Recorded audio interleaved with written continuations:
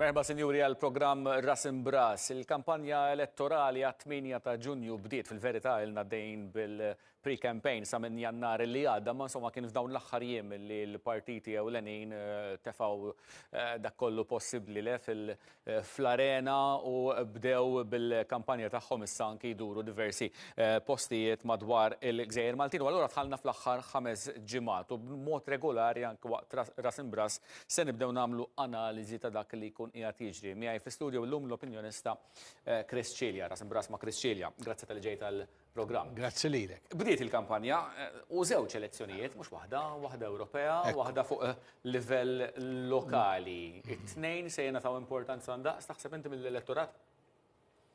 Fimni, jiena naħseb li l-elettorat iħares lejn dik tal-Parlament Ewropew iżjed bħal isa tipo mhux ħajt elezzjoni ġenerali imma li tiggejġja fejn qegħdin iż-żewġ partiti l-kbar. Mentri dik lokali naturalment ikun hemm l-interess tal-lokal biex jaraw li jkun hemm rappreżentanza ta' persuni li għandhom fiduċja fihom u li jistgħu jgħinuhom fil-ħajja ta' kuljum. Ġifieri il-binarju huwa differenti imma t-tnejn għandhom l-importanza tagħhom. Għamel li analiżi ta' dak li rajtu smajt sissa. Ġifieri jiena semmejt pre-campaign ilha ġejja l-ġiex partiti imma f'dal-aħħar ftit jiem ħarġu l-messaġġi wkoll ewlenin la?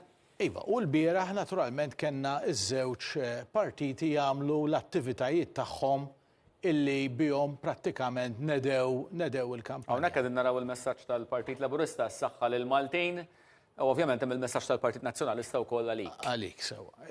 Fimni llum il-partiti kollha jippruvaw isibu slogan illi jolqot lil dak li jkun u li jpoġġi l-ċittadin fiċ-ċentru tal-politika tiegħu. Ġifieri għalik huwa intis f'dak is-sens u s-saħħa lil Maltin ukoll, ġifieri il-gvern qed jgħid jiena I want to empower the people. Ġifieri t-tnejn għandhom messaġġ. Ħareġ dan il-messaġġ fil-messaġġi tal-leaders il-bieraħ?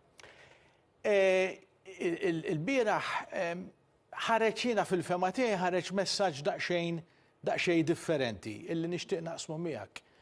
Qegħdin aħna wasalna għal din l-elezzjoni jew dawn l-elezzjonijiet prattikament li huma mid-term elections sewwa u għandek partit fl-oppożizzjoni illi qiegħed fit-tielet term tiegħu fl-oppożizzjoni. Naturalment l-iskop ta' kull partit politiku huwa li jirbaħ l-elezzjoni biex jieħu l-gvern ħalli jkun jista' jwettaq il-politika tiegħu. Meta tara partit fl-oppożizzjoni li qiegħed fit-tielet term tiegħu illi anke jibdielek il-kampanja b'mod ħansejjaħlu underwhelming kif bdiha, jiġifieri jiena ngħid anke l-għażla tal-post fejn għażel illi jniedi l-kampanja, jiġifieri post ġnien l-Arosa tal-Mosta illi post illi ma jidhirlix li jasa xi eluf kbar ta' nies u laqqas li huwa jibgħat messaġġ illi donnu l-Partit Nazzjonalista it-target tiegħu f'dawn l-elezzjonijiet mhuwiex tant biex daw iservuh bħala pjattaforma biex juri l-masil tiegħu is-saħħa tiegħu kif wieħed għandu jippretendi minn partit li issa qiegħed fit-tielet term tiegħu fl-oppożizzjoni u jservuh bħala pjattaforma għaliex verament jemmen li jista' jirbaħ l-elezzjoni ġenerali li jmiss. Qisu rajtu jiena a damage limitation exercise. Però dawn huma elezzjonijiet Ewropej, Chris, mhumiex elezzjonijiet li se jwasluk biex tieħu l-gvern fidejk? Iva, ma jwaslukx, imma iservuk bħala pjattaforma jekk wieħed qabbel ma xket il-pożizzjoni meta kien hemm Partit Laburista fl-oppożizzjoni u kien hemm l-elezzjoni ta' 2009, jiġifieri qas kienu mid-term dawk ta' kważi.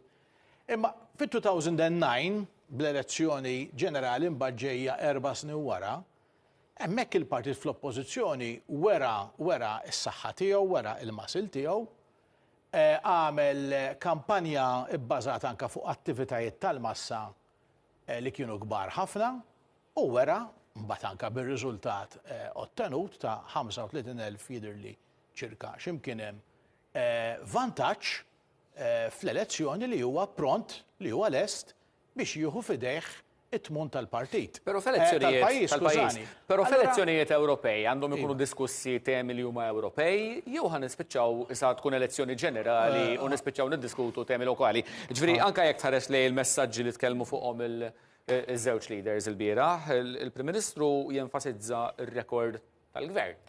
Il-kap tal-Oppożizzjoni jitkellem dwar it-temi li l-aktar jappellaw lill-elettorat tiegħu u jsemmi l-inkjesta Vital. Mela, arajna fil-fema tiegħi ebda elezzjoni illi saret hawn Malta għall-Parlament Ewropew ma kienet iċċentrata fuq temi Ewropej. Jiġifieri aħna għandna din it-topografija politika f'pajjiżna ta' żewġ partiti kbar illi qegħdin f'kompetizzjoni ma' xulxin. U il-votant li joħroġ jivvota, ħajivvota dawk li jkunu diehards ħanżejħulhom hekk ħajivvota għall-partit tiegħu. Jiġu dawk li jħarsu lejn politika isek bħal meta qed tħares liha iżżomm mat-tim tal-futbol tiegħek, jiġri jiena ma dat-tim, ma dat-tim. U l-oħrajn jista' jkun illi jaraw temi lokali, imma temi Ewropej ma jidirlix illi dik hija il-battleground, ġifieri il-battleground hija waħda ta' żewġ partiti li qegħdin f'kompetizzjoni ma' xulxin u naturalment dak ir-riżultat għax aħna kontinwament bombardjati bil-polls naqblu, ġifieri li nkollu ikonna sondaġġi u naraw dak ir-riżultat sa jservi bħala poll b'saħħtu ħafna għaliex ovvjament ħajkun tkellem il-poplu bil-vot tiegħu biex wieħed jara żewġ partiti fejn qegħdin. Inti għad li jisma' temi lokali se jivvutaw fuqhom in-nies, se jivvutaw fuq ir-rekord tal-Gvern fuq xi tajt l-Oppożizzjoni, imma xorta waħda ż-żewġ naħat ġieli poġġew fuq l-aġenda l-kwistjoni tad-difiża u tas-sigurtà dik ċertament mhix xi ħaġa lokali, xi ħaġa. Iva, però ma nimmaġinax, ma naħsibx ħalli ngħidlek illi dik tiddetermina fejn se jmur il-vot ta' dak li jkun. Jiġifieri meta kieku kelli nagħmel klassifikazzjoni di tiġi ferm l-isfel, jiġifieri mhijiex f'moħħ dak li jkun illi ħadd iddeterminalu id-difiża, is-sigurtà fejn se jitfa' il-vot tiegħu. Pjuttost naħseb illi possibilment dik it-tema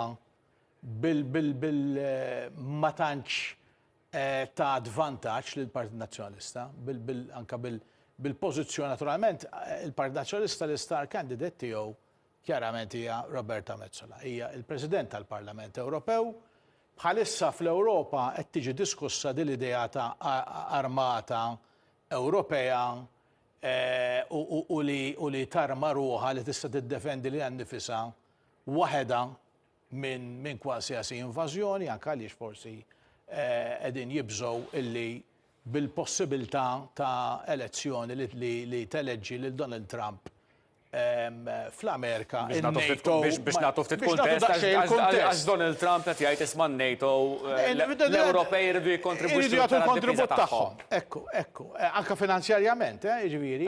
Allura nemmen illi dik it-tema mal-poplu Malti mhix waħda popolari, jiġifieri l-idea illi soldati Maltin imorru jiġġieldu. Malta mhijiex parti minn NATO laqqas imbagħad. Le, imma jekk l-Unjoni Ewropea ħajkollha l-armata tagħha u ħadd ibagħat l-armata tagħha fejn qed nimmaġina li kull pajjiż irid jikkontribwixxi biex tiġġieled f'dan il-kamp ta' battalja jew fieħor mhix xi ħaġa lil Maltin huma favorija. Però għattajt li ma taffettwax imma mhijiex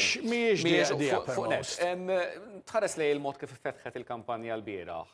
Ġiex partiti jużaw jum il-ħaddiem biex jiftħu il-kampanja. Fil-verità l-Partit Laburista fetaħ daqsxejn qabel. Tiddejjaq li jintesa jum il-ħaddiem biex jagħmel spazju għal. Jiena ma narax li jintesa, anzi il-fatt illi. Jagħmel spazju għal politika partiġana, ma jfissirx illi b'daqshekk ikun intesa. Naħseb kważi, anzi tajjeb illi jkun hemm dawn l-attivitajiet f'jum il-ħaddiem il għaliex mbagħad it-tema tal-ħaddiem tiġi iktar ċentrali għall-aġenda politika taż-żewġ partiti. Jiġifieri ma naħsibx illi dawn l-attivitajiet they overshadow jum il-ħaddiem bilkemm ma ngħidx li jikkumplementaw.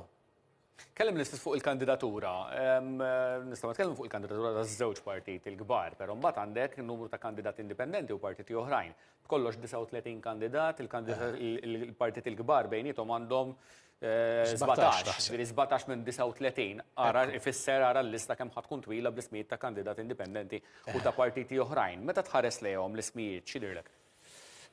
Ovvjament mhux se nidħol f'ismijiet individwali, però naturalment nemmen illi il-partiti żgħar u l-kandidati indipendenti għalkemm jista' jkun li jkun hemm minnhom illi bħala number one votes jaf iġibu ammont, mhux ammont li jiġu eletti tali nkunu ċari, imma ammont li jista' jkun sinifikanti.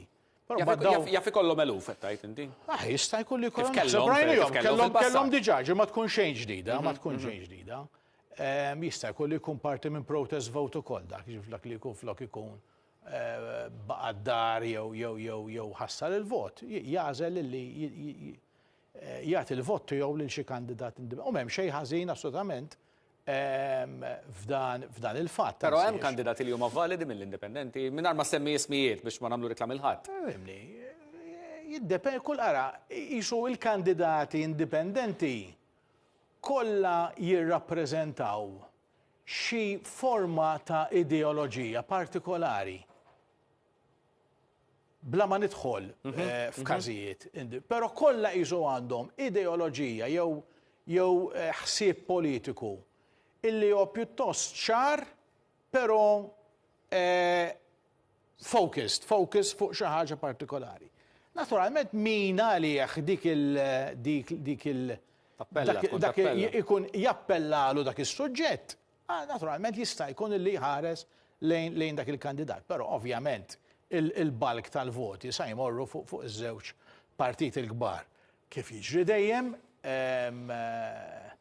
il-Partit Laburista għandu kandidat wieħed illi huwa incumbent li diġà qiegħed fil-Parlament Ewropew, hemm rinnovament ukoll, ġifieri hemm dem ġdid il-ħareġ u nemmen li hemm ħafna kandidati validi.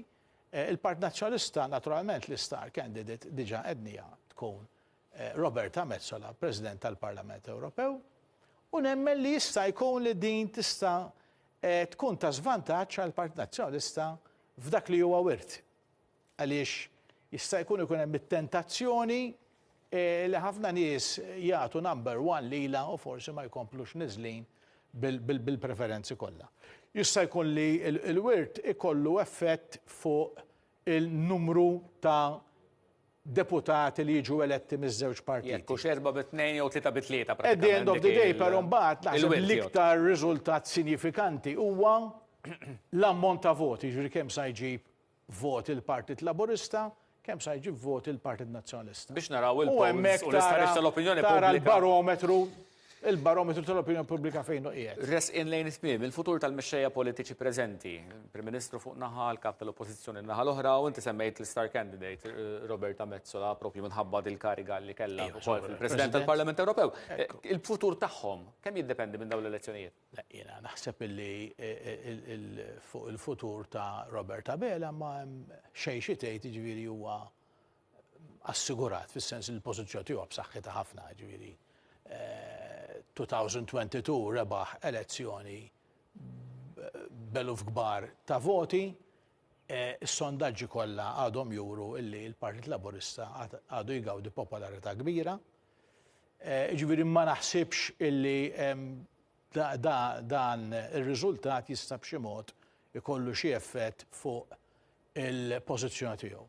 Fir-rigward ta' Bernard Grech, naturalment dana tilef l-aħħar elezzjoni beluf kbar ta' voti, minkejja dan baqa' fit-tmexxija tal-partit. Issa għandu test elettorali importanti ħafna li naħseb jiena. U it-tir tiegħu sa jkun li almenu jipprova juri illi b'xi mod kien hemm xi improvement fil-prestazzjoni tal-Partit Nazzjonalista. Jekk dan ma jseħħx, hija possibilità illi ikun hemm moviment biex ikun hemm dem ġdid. Roberta Metsola naturalment nemmen li l-futur tagħha qiegħed l-Ewropa, ġifieri nemmen li l-preferenza tagħha hija li tkompli tgawdi l-pożizzjoni li għandha jew tassigura li għandha nifisha pożizzjoni importanti fil-Parlament Ewropew jew fl-istituzzjonijiet Ewropej.